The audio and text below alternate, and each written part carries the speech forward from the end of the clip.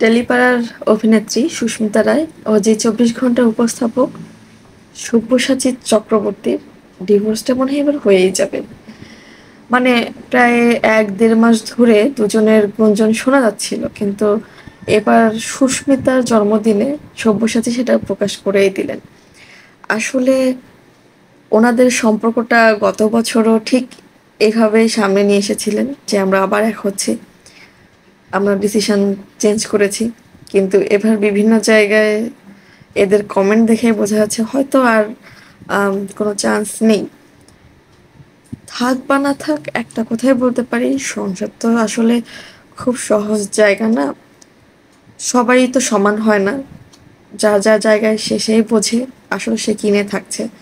হয়তো আম, সব্যসাচী নিজেও প্রস্তুত না, অথবা সুস্মিতারও অ্যাডজাস্টে সমস্যা হচ্ছে।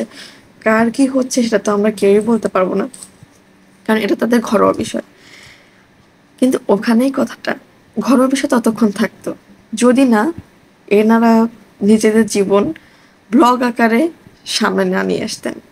মানে ওনাদের পার্সোনাল লাইফে সামান্য কি খাচ্ছে, প্রতিদিন কি করছে, ঘরে কে আসছে, কোথায় যাচ্ছে, সবটাই তারা বলছে। এই জন্য হয়তো পাবলিক খুব বেশি চাপ দিচ্ছিলেন যে কি হয়েছে, কি হয়েছে, কি হয়েছে, আর ওনারা ততটাই এড়িয়ে যাচ্ছিলেন। কিছু মানুষ উত্তর দিচ্ছিলেন যে এত জানার আগ্রহ কেন, এত জানতে হবে কেন। কিন্তু কেন জানবে না বলুন তো? কেন জানতে চাইবে না? তারা যখন ঘরের মধ্যে কি হচ্ছে, ঘরের কি খাবার হচ্ছে, ঘরে কে আসছে, ঘরে কে যাচ্ছে, এইসব যখন তারা দেখাতে পারছে, বা তাদের দৈনন্দিন জীবনে কি হচ্ছে, তারা কোথায় যাচ্ছে, শারীরিক কি অসুস্থতা আছে, আম, কি প্যাম্পার করছে, সবটাই যখন দেখাচ্ছে, তাহলে এটা কেন তারা আনবে না? এটাই হচ্ছে মানুষের প্রশ্ন। এটা স্বাভাবিক প্রশ্নই। যদিও আমি এর সঙ্গে মোটেই যাই না, মানে আমার কারো পার্সোনাল লাইফ নিয়ে কোনো আগ্রহ নেই। যাই হোক, যেটা সামনে আসে সেটাই দেখি, সেটা নিয়ে কথা বলার চেষ্টা করি।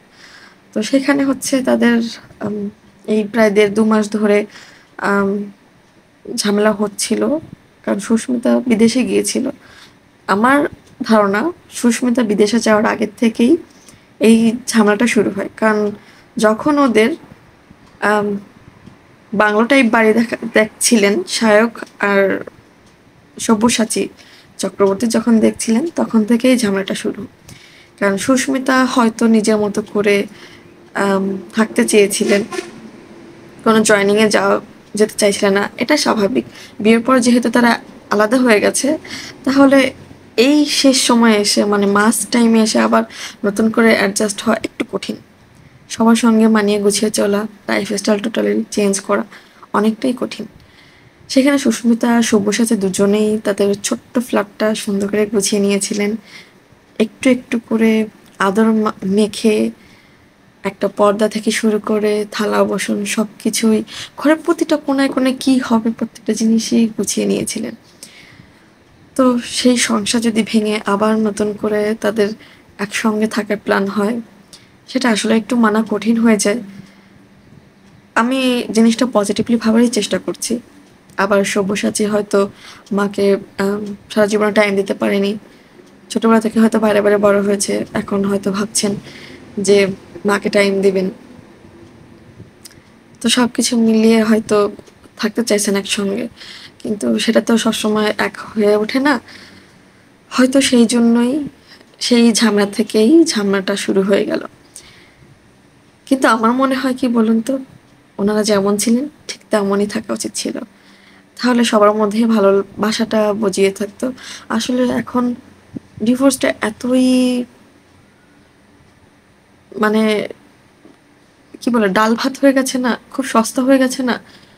চাইলাম আর ডিভোর্স দিয়ে দিলাম, এরকম একটা বিষয় হয়ে গেছে। মিলে থাকাটাই এখন কঠিন হয়ে গেছে। তো সবার মতো আমিও হয়তো মনে মনে চাইছি, হয়তো না আসলেই চাইছি, যে কোনো সংসার না ভাঙুক, তারা তাদের মতো করে জীবনযাপন করুক, সুন্দরভাবে জীবন শুরু করুক, এটাই চাওয়া। কারণ খুব সহজেই তো সবার সব কিছু ভেঙে যাচ্ছে। সেখানে যদি কোনোভাবে তারা এই সময়টা এসে নিজেদের মতো করে আবার নতুন করে জীবন শুরু করা, সেটা আসলেই একটা কালোজয়ী ঘটনা হবে, যেমনটা করেছেন প্রিয়াঙ্কা আর রাহুল তাদের ছেলের জন্য। তো এটাই প্রে, তারা তাদের মতো করে ভালো থাকুক। কিন্তু আরেকবার ভাবুন যে সংসার তো ভেঙেই যাচ্ছে, নতুন করে আবার নিজেরা গুছিয়ে নিক। কারণ ভাঙাটা খুবই সহজ, সবাই একই কমেন্ট করছে, ভাঙাটা খুবই সহজ, কিন্তু কজন করতে পারে?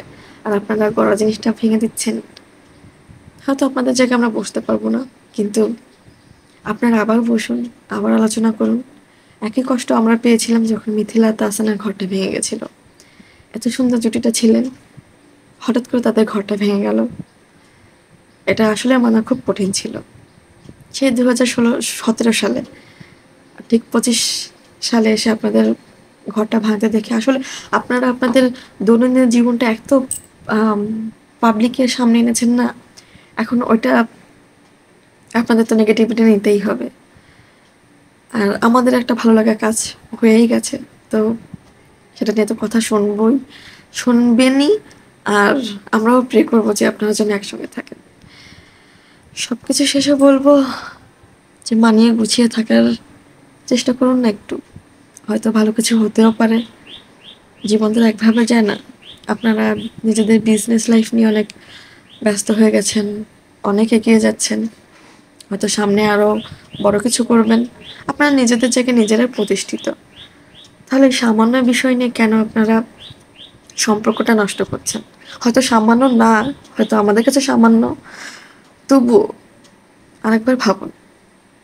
আসলে সম্পর্ক ভেঙে দেওয়া খুবই কঠিন, জোড়া লাগানো আরো কঠিন, কিন্তু টিকিয়ে রাখা আমার মনে হয় সারা জীবনের চ্যালেঞ্জ।